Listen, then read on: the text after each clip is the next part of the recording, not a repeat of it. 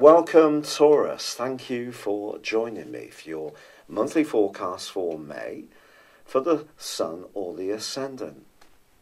If you've yet to subscribe to my channel, I would be very grateful if you did so now. This month starts off in splendid fashion when on the 4th there is a new moon in your sign. This is going to give you the opportunity to rejuvenate any important plan. You may even decide to give yourself some kind of makeover. Just being in touch with the things that are important to you at an individual level are certainly going to be helped by this. But it doesn't change the fact that as this month begins, Mercury and also Venus, your ruler, are locked away in a bit more of a contemplative part of your scope. And it will be on the 7th, when Mercury moves into your sign, that you can really start to flower and feel much more on the front foot. Now, also this month, there is the continuing action going on in the part of your scope to do with change, new ideas, growing your perspective.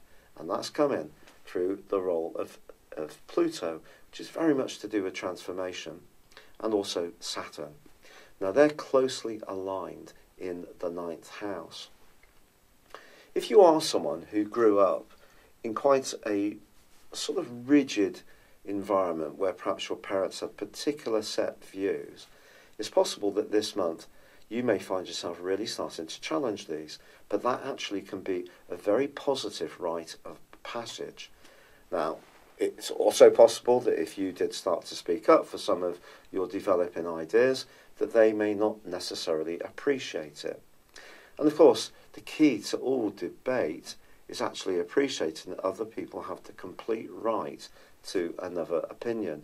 We do become so tribal these days, don't we? Brexit proves that above all else. But you don't have to polarise yourself from other people. I feel there is the chance for you to embrace new ideas. And some of this could come from travel, it could come from meeting people from different backgrounds to you, or it could come from some kind of new way of learning. But it's also possible that ideas that you've had pretty well set in stone because of your fixed nature are being asked of you to evolve, to change. Now, if you're someone who's really open to this, this can actually be a step-by-step, quite gradual process that you feel entirely comfortable with.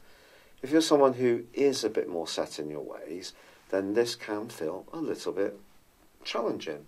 But I do feel it can be exciting.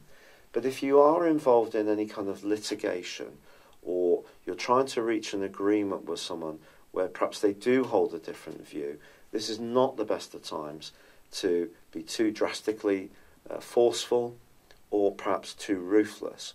As long as you stick to the principle of what's generally fair and equitable to most people, you probably won't go far wrong.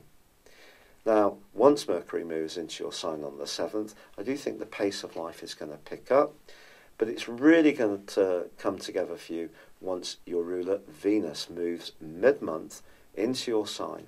And this is wonderful because this is really going to bring you into the present. If there have been concerns about a relationship or about your own attitude to romance in general, this is going to see you much more assured.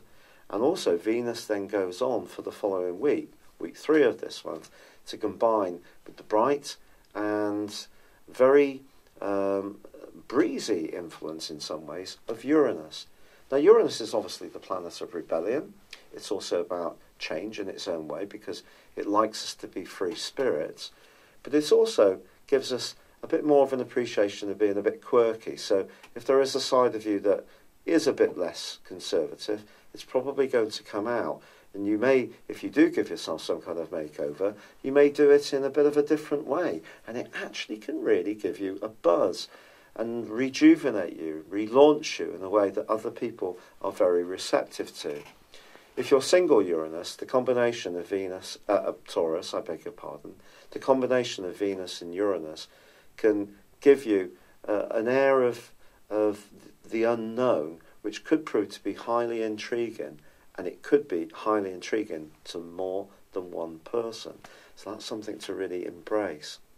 Also on the 16th, Mars moves out of the sign of Gemini, where in the previous 6 weeks it's given you an even greater appreciation of good things in life, and it's going to move into Cancer. Now, Cancer already has the North Node working through it, the lunar node, which is very much important this month because it is in opposition all month with the rather strict energies of Saturn. But Mars moving into this area can give you a desire to be more active, to step up your fitness regime if you have one, and if you're a born-again couch potato, to be a little bit more availing to what you can do to be a bit more on the move. But also Mars moving into this area can give you a desire to exchange ideas and just catch up with things in your neighbourhood, be a lot more sociable and connected and involved. And also Mars forges itself a beautiful link with Uranus right through to the end of the month. So I think it may be you who surprises yourself by taking a step forwards in a new direction or with a new hobby or towards a new person in a way which is really quite different for you. You may be much more spontaneous, but that again can be something that's very life-affirming and very enjoyable to be. Now the 18th does, I have to be honest, see a full moon in your sector of relating. If you are involved in a romance or any kind of relationship which is not working quite so well, I think the fact that Venus is alongside Uranus, there may be a chance on your part that you're going to be more single-minded and perhaps more inclined to break away from something that's not meeting all your needs. But this full moon is asking you to be very conscious of how the other person is feeling and balance your desire to be more of an independent person against their right to have their point of view, and also the need to be inclusive in your approach. So I do think that can come up from the 18th, especially if you are changing, you are pushing your boundaries. That could seem quite threatening to someone you've been involved with for some while. It's not wrong what you're doing, but perhaps you need to provide a real narrative to them to reassure them basically that yes, you are starting some new approaches, but that doesn't necessarily mean that you don't still want them in your situation. If things are more challenging, then that obviously is a conversation you would need to have. So how does the North Node impact on your situation this month? Well, I think really it is all about being conscious of how your ideas are not necessarily linked to your emotions. Because the North Node is about feelings, and because it's in the sign of Cancer, and Cancer is about nurturing, it's ruled by the moon, but it's also cardinal. So what the North Node for all of us is asking us to do is to kind of become more conscious of security. But security for you with the North Node is actually going to come through your ideas. And if, as I said before, there are some deeper philosophical ideas that were instilled in you when you were younger, these may be challenged quite starkly this month by other people who actually feel that maybe you're not up to date, you feel that maybe you're a bit dogmatic, that maybe your approach to things is a bit too blunt, is not very democratic. All these things are entirely possible. But if any challenge does come, see it as a way to grow. And again, remind yourself that it's perfectly fine for other people to have different viewpoints, even if you don't agree with them. And the trick really is agreeing to differ for us all. But on the 21st, Mercury and the Sun do move into the sign of Gemini, which for you is very much to do with resources. If you have been working on some really sparkling ideas in the last 10 days of April and in the first 2/3 of this month, you can now see how they're shaping up. Because you're an earth sign, you have a really finite appreciation of resources and also tangible gains. So airy-fairy ideas are fine. You want to see how it actually works, which is wonderful. That's what I love about Taurus people. So I think in the last 10 days of this month, that kind of thinking and approach is going to really captivate you. It is true to say in the last few days of this month, however, that Mercury does square up with Neptune. When it comes to a friend, your idealism or your approach, your belief system, which, as I say, I think can be quite fluid this month, You may actually reach a juncture in the road where you don't necessarily feel quite as sure of the sincerity between you that you have in the past.